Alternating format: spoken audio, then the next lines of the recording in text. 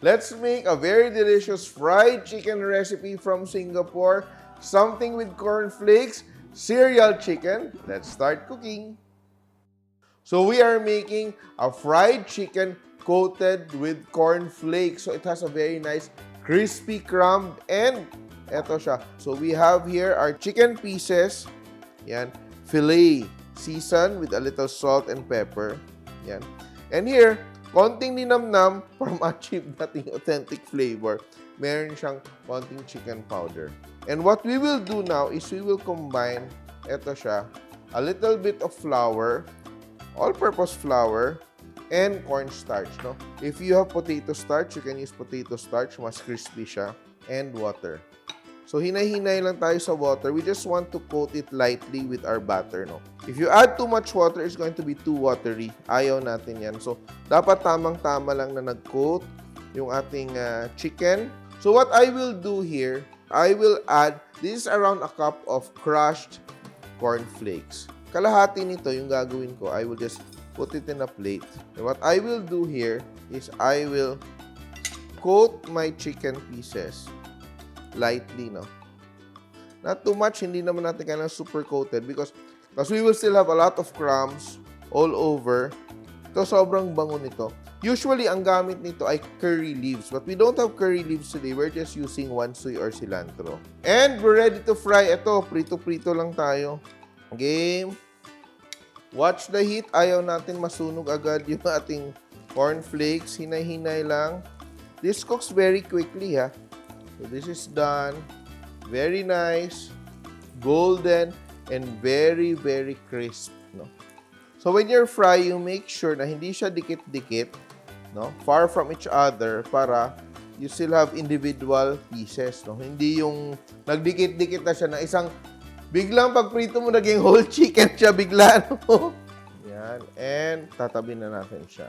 Because it's chicken breast, you don't have to cook it too long or else it's going to be very dry. Yan. My garlic, before it's very hot, para hindi siya masunog, no? Yan. Also, I will add my dried chilies. Kung wala kang dried chilies sa bowl, you can use chili flakes.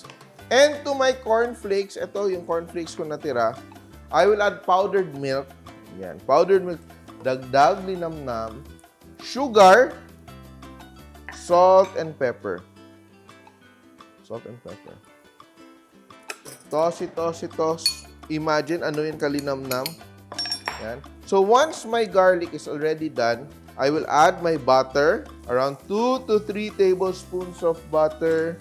Then, I will toss my chicken. Woo! Ang bango-bango. Yan. And my mix of cornflakes, milk, sugar, salt, and pepper. And toss. Paano ko titikman to? Nagda-diet ako, IF ako. And ito, lalagyan natin ng wansoy leaves. Ito, dapat curry leaves. But I will just add a bit of cilantro leaves here to cook and infuse flavor. Woo! Woo! Woo! Woo! Oh, tatan. Yan talaga yung gusto natin. Di ba may pa-cornflakes yun sa taas. You can add more cornflakes. Pero ito siya parang daming serving nito, no? Bango-bango, grabe.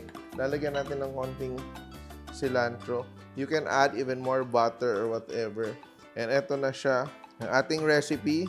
And dahil hindi ako titikim, Francis, tumikim ka dito. Pipilian kita ng magandang piece. Ready?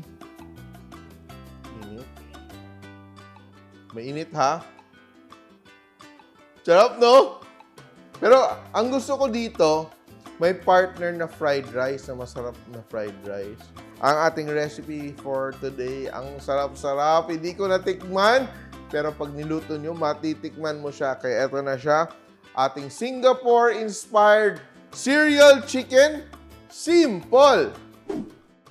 Please like and share my videos. And if you like more recipes like this, please click here to subscribe. And don't forget to hit the bell button to get notified. Simpol!